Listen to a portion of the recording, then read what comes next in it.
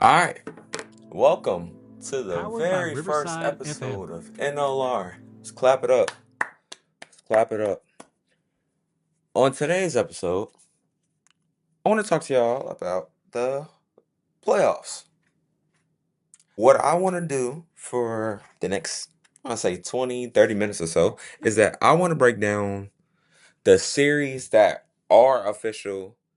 I'm going to break down the other series when they become official because we still have to go through play-in and playing games, seeding games, all types of shit. So I'm only going to break down the stuff that is official, and also I'm going to give my who I feel like should win the awards this year. This year. So as we kick things off, we're gonna start with Bucks versus Pacers. Now, if y'all know me well, y'all know I'm gonna die on this hill. I wholeheartedly believe that the Bucks are gonna lose this series in six. Now, everybody last year that had the Bucks against the Pacers, I was the only one that had the Pacers. They said, okay, Giannis wasn't playing, but Dame was still playing. But I kept explaining to everyone that year that the Pacers have beaten them all these times, all 5 times in the regular season. The only time that the Pacers did not win is when Giannis dropped 64 points. With that being said, I'm taking the Pacers in six. It's still no uncertainty to know if Dame is playing in this series. He might come back game one, he might not. If he doesn't come back game one or in the series in general, I think Indiana can run away with it. They have the best transition offense, and it takes a lot to have that. But in order for them to win that series, Tyrese have to be great. Pascal has to be a good player, and they have to find a way to contain Giannis because this man has been on a tear for like 9 games straight, and it's ridiculous. So, with that series, take Pacers in six. So, we move on to Lakers versus Timberwolves. Lakers in five. Nah, I'm just fucking with you. This series is interesting because we know what Luka did to the Timberwolves last Western Conference Finals. So, with that in mind, I feel like I feel like the Timberwolves might pull off the upset and get the Lakers out. I say Timberwolves in six, and the reason why I say that is their big situation with the Lakers has to be is going to be on full display in some of these series because obviously I'm not worried about Jackson Hayes guarding Rudy Gobert. I'm not worried about that. What I am worried about is when Nas Reed comes in, that is a better shooter and a better dribbler at the center position. How does JJ Redick and the Lakers adjust to that center rather than Gobert, who's just going to be in the paint most of the time? And also, I believe the Wolves' defense and their bench is a lot better than the Lakers. But I have been proven wrong. So we'll see. But in my opinion, I'm taking Timberwolves in six. Nuggets versus Clippers. I'm going to say this again. A healthy Kawhi Leonard in the playoffs is dangerous to any of those Western Conference teams. If y'all wasn't around during the 2019 season when that man went on that tear for that 1 year, by the way he was playing last night against the Warriors, and he's been playing for the last 19 games or last 22 games of the season, they went 19-3. That's scary. Obviously, they got to play the Nuggets, which is Jokic, best player in the world. But I would say this is the first series that's going to go to a game seven. I feel like Clippers in seven. Um, it all depends on how well James Harden can play in the playoffs because we know come playoff time, he doesn't really show up like that, but I believe he could show up this year. We just have to see. Line for the long, the same thing as for the Nuggets. We have to see what Jamal Murray we gonna get during this playoffs. Cause we might get the one that is the Laker killer. We might not. We might get the one that played against the Timberwolves. Never know which one you're gonna get. And overall, coaching, them firing Mike Malone is a huge gap in coaching. I trust David Adelman, of course. Not gonna discredit him, but that man Ty Lue is a basketball mastermind. I didn't see this man make adjustments on the fly in games, and it works every single time. So it comes down to coaching. Ty Lue obviously wins that out. And overall, their bench depth is besides Russ, it's about a couple players on the Clipper team that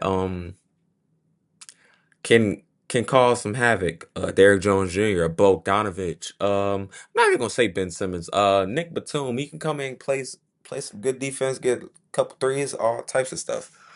But yeah, with that series in mind, I'm saying Clippers in 7. And now the other series that I'm really looking forward to, Detroit versus the Knicks. Shout out to my homie VAR, who's a Knicks fan. Um, this is interesting because the Pistons this whole year against the Knicks went 3-1. Granted, some of those games they won, Jalen Brunson didn't play, Cat didn't play, but the game that they did play together, they lost. Um, that being said, I'm gonna take I'm gonna take Knicks in 6. I feel like Detroit somehow sneaks game one. Kay Cunningham. This is his first time in the playoffs, so I'm expecting some huge numbers. He played good against the Knicks the whole year, so I'm expecting some huge numbers during the playoff debut. And I feel like they take one at home. I feel like they could, but playoff experience is gonna wear out. Um, they have people. The Knicks have people that's been in the playoffs. Granted, the Pistons have people that have been in the playoffs too, but not at the same to the same rate as how the Knicks players are. So that series of mine, take Knicks in 6. Um, like I said, the other series is not decided yet. We have to wait on the playing games that's happening tomorrow and on Wednesday and Friday. To decide who gets the AC. So let's move on until these NBA awards. Starting with MVP. Y'all know who I'm rooting for. Mr. Gillix. Shea Gilgeous-Alexander is the 2025 MVP. Argue with the wall. If you think it's Jokic, then everybody's entitled to their own opinion. But for me, it's gonna be Shea. Man has led the youngest team in the NBA to the best record twice. Has averaged 32 points the whole year. Not going to discredit what Jokic is doing. Oh, he averaged a triple double for the first time this year. Um, Russ did that for 4 years straight. I'm not. I'm not really getting the hype all the way about it because Russ did it for like 4 years straight, and nobody said nothing about Russ doing it. Everybody called Russ a stat pattern, but when it comes to Jokic doing it, it's like, oh my God, it's so great. But Rustin did this for like 4 years straight, so it really doesn't surprise me. So MVP goes to Shea Gilchrist. Rookie of the year. If you would have asked me this beginning of the season, I would have said Jared McCain, and it was going to be Jared McCain. If he didn't get injured, it was him. But now, Stephon Castle of the San Antonio Spurs should win Rookie of the Year. He's showing flashes of him becoming a future star in this league. Winning player, plays hard, great two-way player. You got the mentorship when you have the mentorship of Chris Paul on your team, if y'all don't know what Chris Paul do to young guards, he transforms their whole game and they play entirely different compared to the next year. I didn't seen it with Shea. I didn't seen it with D Book. And I'm seeing it with Stephon Castle. Stephon Castle rookie of the year. Defensive player of the year. Now, um, this is a tough decision because if you ask me this like during the beginning of the season, I was gonna say like Dyson Daniels, which it should go to Dyson Daniels, but however, Draymond has put up a good case for it. Evan Mobley has, Zubac has, but it should go to Dyson Daniels. The man averaged 3 steals a whole in an entire season. I have never seen nobody average like 3 steals an entire season. It's been either 2.1 or like 1 steal per game. He's averaged 3 steals exactly every game. He should win Defensive Player of the Year. If it doesn't go to him, I wouldn't mind Draymond getting it because Draymond did put up a good case for it, and Evan Mobley. They both put up good cases for it. Um, so Clutch Player of the Year. That's the next what we're talking about. Jalen Brunson. Shout out to my homie Var. Really put me on to it. Uh, when it came to crunch time minutes, I think he leads the league in crunch time points, I believe. So he should win that easily. That's just my opinion. Um, Now we get to the NBA first team, second team, and third team. Obviously, first team is gonna be the same people: Shea, Giannis, Jason Tatum, and Jokic.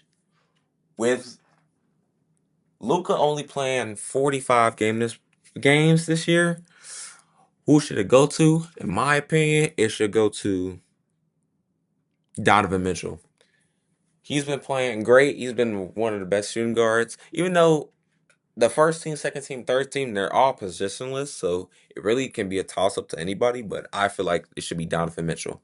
Been one of the best shooting guards in the league this whole year. Or Anthony Edwards. No. Okay. Maybe Donovan Mitchell. Yeah, first Donovan Mitchell first team. Final answer. Second team, Cade Cunningham, Anthony Edwards. I could throw Giannis, not Giannis. I could throw Steph on there, Bron, and I'll throw Evan Mobley on there. Evan Mobley deserves a nod. There definitely deserve a nod for for that second team. Definitely deserves it. Uh NBA third team. There's Garland, Jalen Williams, Pascal Siakam. Who else should get this? Uh I say Harden. Harden makes a all NBA team. James Harden, and uh who else should be on there? Hmm. It's really difficult to know that third team. So I would just throw somebody up like who qualifies now? Hmm. We're gonna have to come back to that third team because I don't really know who can really make that third team. All defensive first team um should be Dyson Daniels, Jalen Williams, Lou Dort, Draymond Green, Evan Mobley. Second team should be Jared Allen, Zubac, Cason Wallace. Hmm.